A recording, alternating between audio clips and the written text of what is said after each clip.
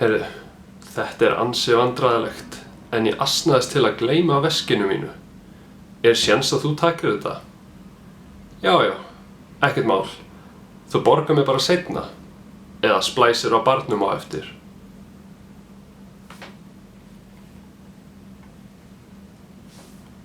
Ekki möguleiki á að ég geti tekið frí 21.